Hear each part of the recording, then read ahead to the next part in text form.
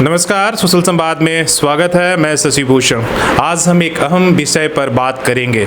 हमने देखा है कि जब मेडिकल दुकान पर जाते हैं और दवाई खरीद कर लेकर आते हैं, हालांकि उसके बारे में हमें बहुत कुछ जो है जानकारी नहीं होती है या हम नहीं जानते। मेडिकल वाले ने जैसे समझा दिया उस तरीके से ज़्यादातर हम दवाइयाँ खा लेते हैं, इसलिए कि सबके पास डॉक्टर की इतनी फैसिलिटी नहीं होती है कि लोग जाकर फीस देकर बाकायदा हर बीमारी में प्रिस्क्रिप्शन लेकर दवाई ले।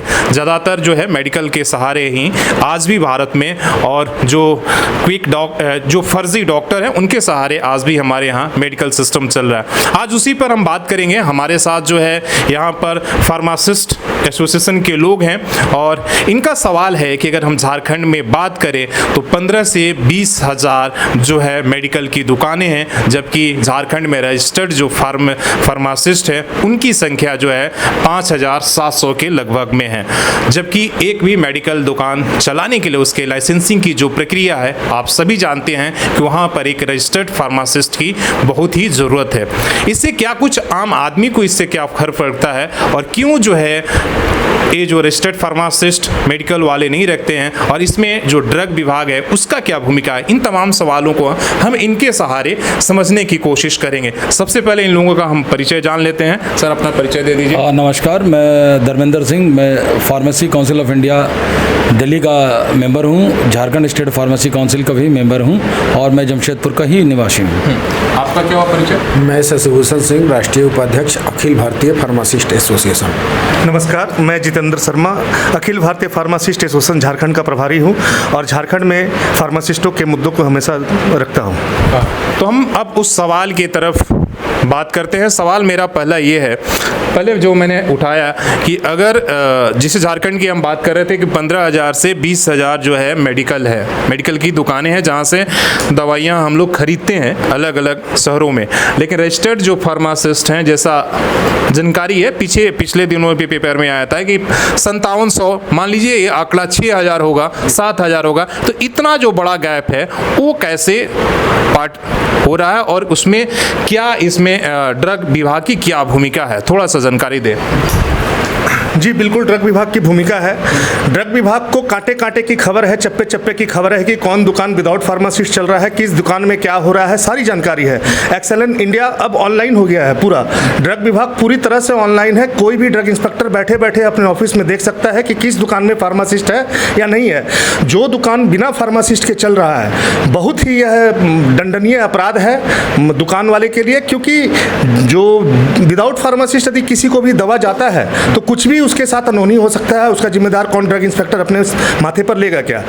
ये इसका अंदाजा आप इस बात से लगा सकते हैं कि 20,000 दुकान को केवल 7,000 रजिस्टर्ड फार्मासिस्ट कैसे चला रहे हैं। ऊपर से इस 7,000 फार्मासिस्ट में सरकारी नौकरी भी कर रहे हैं, प्राइवेट नौकरी भी कर रहे हैं और भी जगह जो प्राइवेट हॉस्पिटल और प्राइवेट नर्सिंग होम है उसमें भी नौकरी कर रहे हैं। तो ये इतना बड़ा घपला या गोलमाल कैसे बिना ड्रग इंस्पेक्टर की मिलीभगत से कैसे हो रहा है? सवाल यही है कि जैसे आपने आंकड़ा दिया कि मान लीजिए 20,000 में अगर 7,000, तो ये आंकड़ा जो है मतलब 100 के में 30% ही रजिस्टर्ड फार्मासिस्ट है। तो जो 70% गैप है, क्या वो फर्जी फार्मासिस्ट के सहारे चल रहे हैं या कुछ और उसमें है, बताइए।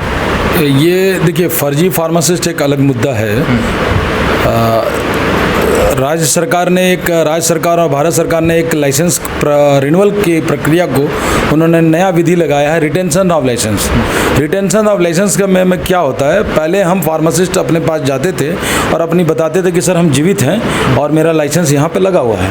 अब फार्मासिस्ट को जाने की ज़रूरत नहीं है। अगर रिन्यूअल के टाइम में क्या होता है कि फार्मासिस्ट जाता था कि सर हम 5 साल बाद भी हम जिंदा हैं और इसी जगह हम लाइसेंस लगाते हैं। अब रिटेंशन ऑफ लाइसेंस जो लॉ लाया है, इसमें फार्मासिस्ट के जाने की ज़रूरत नहीं है, अपने आप उसका लाइसेंस रिन्यू हो जाता है। तब उस समय ये धांधली चालू होती है। मतलब जो भी फार्मासिस्ट पुराने हैं उनको हटा के फिर दूसरा जगह लगाया जाता है और जो पुराने दुकानदार हैं वैसे बगैर फार्मासिस्ट का चलाया जाता है उनके नाम से। और उनको देखने वाले का अधिकारी कौन है? FDA, that is drug inspector, जो लोकल ड्रग इंस्पेक्टर है। और लोकल ड्रग इंस्पेक्टर आंख बंद कर लेते हैं उस जगह में। और आंख बंद करने का कारण क्या है ये तो वही बता सकते हैं। पैसे की लेन देन। देखिए, जब भी कोई आंख बंद करके अपने स्वार्थ के लिए ही करेगा।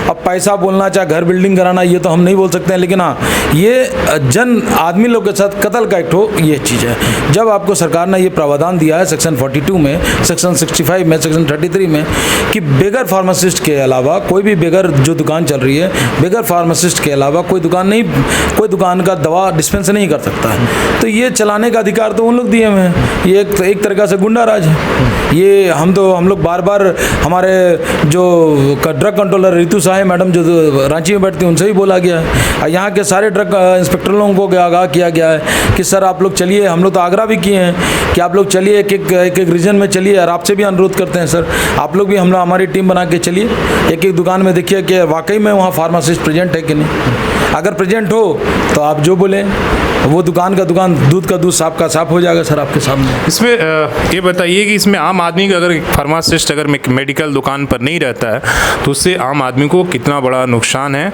और जो है उस दुकान वाले के लिए क्या है, वो क्यों नहीं एक ओरिजिनल फार्मासिस्ट रखता है, कौन बताएगा?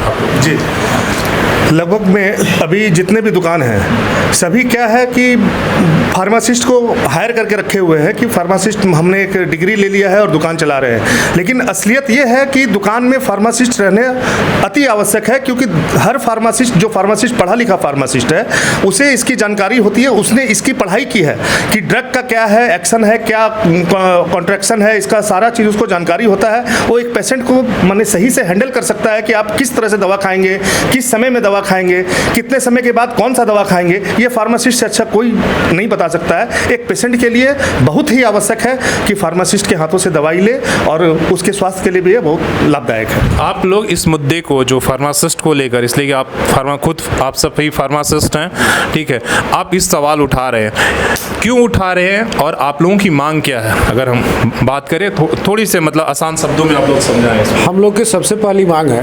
कि जो भी मेडिकल स्टोर खुलती है एक रजिस्टर्ड फार्मासिस्ट के नाम से ही खुलती है। तो हमारे देश में इस चीज़ को ना बेच दिया गया है। सरकार की गलती है या विभाग की गलती है नहीं बोल सकते। बहुत ऐसे देश है जहाँ पे वैसे ही लोगों को मेडिकल दवा दुकान का लाइसेंस दिया जाता है जो खुद फार्मासिस्ट है, अन्यथा किसी और को दवाई का लाइसेंस नहीं दिया जाता है। क्यों? क्योंकि वो फार्मासिस्ट की अनुपस्थिति में कुछ भी गलत कर सकते हैं। दवा एक ऐसा विषय है, ऐसा चीज़ होता है कि आदमी के लाइफ का सवाल होता है, और आदमी के लाइफ से खेला नहीं जा सकता है। जो हमारे यहाँ सिर्फ यही होते आ रहा है, शुरू से होते आ रहा है, आम पब्लिक के साथ उसके लाइफ से खेला जाता है। हाँ बताइए, क्या बता रहे थे आप? सर इनके बात को मैं थोड़ा आगे ले जा रहा हूँ। आप देखे होंगे बीते वर्षों में कोडीन का एक मामला आता है, कोडीन का, चाहे नाइट्रोजेपाम का, चाहे अवैध मतलब जिसको नारकोटिक ड्रग्स बोलते हैं, वो कोई भी दुकान जो दुकान में संलिप्त हैं देखे होंगे, वो कोई भी फार्मासिस्ट द्वारा संचालित नहीं है, कोई भी फार्मासिस्ट द्वारा संचालित नहीं है। वहाँ वही दुकानदार लोग हैं। पीछे कारण क्या है? इसके फार्मासिस्ट नहीं है, वहाँ फार्मासिस्ट नहीं है, वो उनके बारे में जानते नहीं है वो क्या है। एक्चुअली हम जानते हैं सिर्फ कोरेक्स सिर्फ, लेकिन कोरेक्स के पीछे मॉलिक्यूल क्या है, कोडिन फॉस्फेट है, वो नहीं जानते। वो लाते हैं और बेच देते हैं, ये अपने फ़ायदे के चलते या किसके फ़ायदे।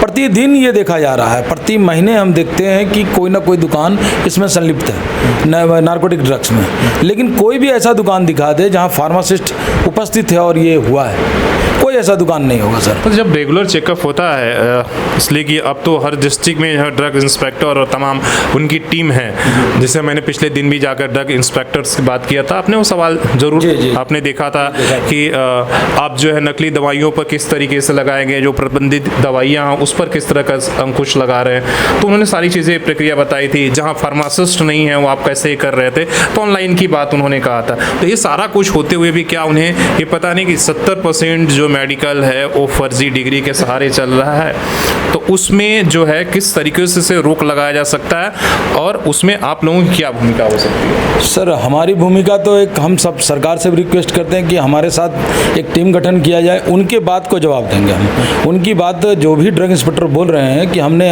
हर साल जांच करते हैं, चाहे हर महीने जांच करते हैं, एक रिपोर्ट बनाते हैं सर, उनका एक रिपोर्ट जाता है और ये रिपोर्ट वो हमारे ड्रग कंट्रोलर महोदया को देते हैं, लोग पेश करते हैं कि नहीं ये दुकान सही है। तो उनके लिखने और करने में बहुत अंतर है सर। मैं सीधा सीधा ये बोलता हूँ कि ड्रग इंस्पेक्टर के लिखने और बोलने में बहुत अंतर है। बोलते हैं आप बताइए बगैर हेलमेट के आदमी चलते हैं तो क्या हम उसको माफ़ कर दें? नहीं ना। तो वो उनका काम है, उनका काम। हमारा अधिकार सिर्फ है कि मैं अपने हक की लड़ाई मांगता हूँ कि सर जब हमको सारा संविधान मिला हुआ है कि दुकान में हमारी रोजी रोटी चले, चाहे कहीं दुकान जो दवाई बिके वो हमारे लाइसेंस के थ्रू बिके, तो वो हम अपने अधिकार की बात करेंगे। वो अधिकार को रोकने का काम चाहे संवारने का काम ड्रग इंस्पेक्टर का है। और ड्रग इंस्पेक्टर हर समय ऐसे ही देखा गया है कि कुछ ना कुछ अनान शनान करते हैं। और वो देखिए अभी जितने भी नारकोटिक्स वाला खाली केस होता है, लेकिन दवा दुकान के बारे में वो स्थिर रहते हैं। उनको भी हो सकता है उनको भी दबाव होगा डीसी महोदय चाहे और किसी का कि चलने दो यार दुकान, सारी दुकानें बंद हो जाएंगी तो हलचल पैदा हो जाएगा। ये तो वो भी वही जानते होंगे असली। लेकिन किसी को हम क्राइम करने दे दें ये तो संभव नहीं है ना सर। तो आप लोग इस मुद्दे पर यहाँ के हेल्थ मिनिस्टर हैं उनसे क्या सेक्रेटरी से कहीं मुलाकात नहीं की है, मांग नहीं की आप लोगों ने? हम लोगों ने कई बार मांग किया है। आज हम लोग करीब 2014 से लेकर के अभी तक लगातार मांग करते आ रहे हैं। सचिव को, मुख्यमंत्री को, राज्यपाल को, स्वास्थ्य मंत्री को, सारे अधिकारियों से हम लोगों ने मिला और यहाँ तक कि बोला कि जितने भी वैकेंट सीट है जहाँ फार्मासिस्ट की ज़रूरत है वो सरकारी हो या मेडिकल स्टोर का क्यों ना हो, जिस मेडिकल स्टोर में फार्मासिस्ट है नहीं, इस पर तुरंत कार्रवाई करके अविलंब उसको भरा जाना चाहिए था, लेकिन नहीं भरा गया। सारे मेडिकल स्टोर तो ऐसे हैं, आपको इस एरिया में भी बहुत ऐसे मिल जाएंगे जिनका फार्मासिस्ट नहीं है, कोई डिग्री नहीं है, 10वीं पास है, 8वीं पास है, दवाई बेच रहे हैं, उनको कोई जानकारी नहीं है। अब बहुत ऐसी दवाएं होती है कि उसको एक साथ नहीं खा सकते, रिएक्शन कर सकता है, लेकिन उनको तो पता मामले ऐसे होते भी हैं कि दवाइयों खाने से, गलत दवाइयों खाने से कई लोगों की जान पर खतरा आ जाता है, जान चली जाती है। तो मैं इन्हीं का सवाल, क्या वर्तमान स्वास्थ्य मंत्री से आप मिले थे और कोई बात हुई, इस मुद्दे को आप लोगों ने समझाया? जी मिले थे और बड़ा अच्छा उनका रिस्पांस आया। उन्होंने जो हम के सोन जी अभी हमारे स्वास्थ्य सचिव हैं, हेल्थ सेक्रेटरी हैं, उनसे हमारी मुलाकात करवाई और उनको साफ साफ निर्देश किया कि इनका जो सुझाव है, चाहे इनकी जो शिकायतें हैं उनको गहरी अध्ययन किया जाए और उसके बाद उस पर कार्रवाई की जाए। लेकिन आगे क्या होता है वो भगवान जाने। अभी तक तो स्वास्थ्य मंत्री का अच्छा रिस्पॉन्स आया है उनसे मिलने के बाद। ये दवाइयों का जो है एक खेल क्या है, जेनरिक दवाइयाँ और ये दवाई, इसलिए कि आम आदमी तो समझता नहीं, आप फार्मासिस्ट हैं, इसलिए हम सवाल अभी देखिए प्रधानमंत्री जन औषधि केंद्र भी खुला हुआ है, तो और अभी बहुत सारे ऐसे मेडिकल स्टोर कहीं कहीं खुल गए हैं जो 20% दे रहे हैं, कहीं कहीं 30%, कहीं 10% का डिस्काउंट। आखिर ये है क्या खेल इसमें? सबसे पहले तो ब्रांडेड और जेनरिक ये क्या है ये आप समझ लीजिए। ब्रांडेड और जेनरिक में किसी भी तरह का कोई भेदभाव नहीं है।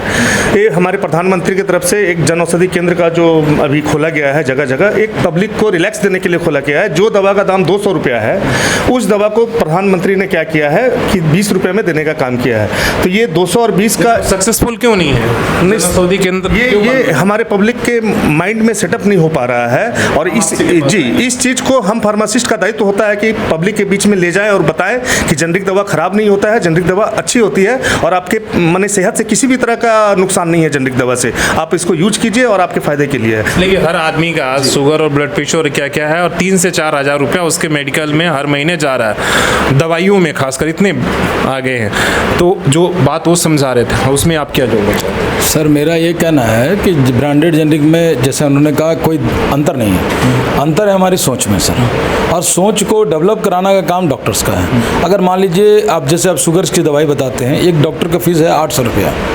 800 रुपये के फीस में अगर मैं जाऊंगा वहाँ बोलने के लिए, डॉक्टर का फीस मतलब उनका प्रिस्क्रिप्शन लिया और उन्होंने उसी जन औषधि केंद्र में मेरा 20 रुपये का उपचार कर दिया, तो मेरे मन में भी रहता है कि ये डॉक्टर सही नहीं है और उनके मन में भी रहता है 800 रुपया मैंने फीस लिया है और उसको 20 रुपये का मेडिसिन में मैं ठीक कर दूँ, ये भी जायज़ नहीं है, फिर तो कल मेरे पास नहीं आएगा।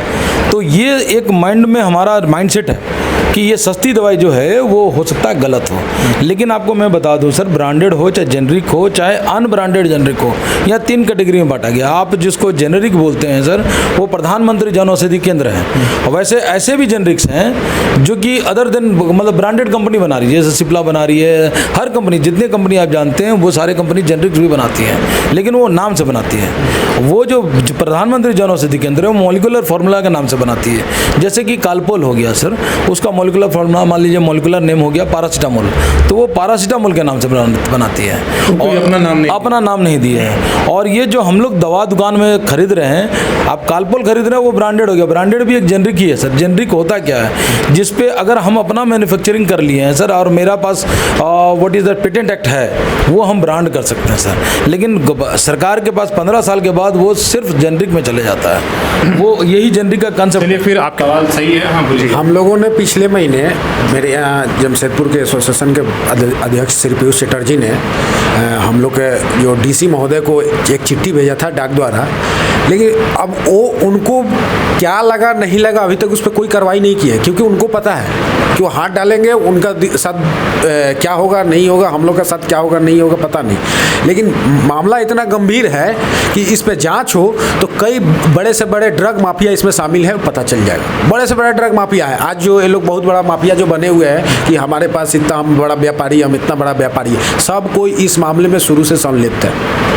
सही बात। हाँ, देखिए ये बात वही सवाल हम वही सवाल को आगे बढ़ाते हुए कि ये रैकेट कैसे है ये समझाने का हम लोग कोशिश कर रहे हैं। ये रैकेट ऐसा है कि पहले एक फार्मासिस्ट पैदा कीजिएगा, तो फार्मासिस्ट पैदा करने के लिए जगह कहाँ है, काउंसिल जो कि हमारा रांची में है। उन्होंने बहुत सही बताया, हमारी लड़ाई भी हुई है। और ये फार्मासिस्ट पैदा करने के लिए फिर आपका इंस्टीट्यूशन है जो कि बोगस है, बगैर पढ़ाई आपको डिग्री भी दे देते हैं। यहाँ भी सरकारी है, सरकारी कोई नहीं सर, सरकारी झारखंड में सिर्फ एक ही है, गवर्नमेंट इंस्टीट्यूट ऑफ फार्मेसी का गवर्नमेंट फार्मेसी कॉलेज बरियातू में, और जितने भी ये 52 कॉलेज है सब असरकारी है। अभी तो एग्जाम चल रहा है, आप खुद जाके देख सकते थे किस तरह चोरी बेहद पैमाने में।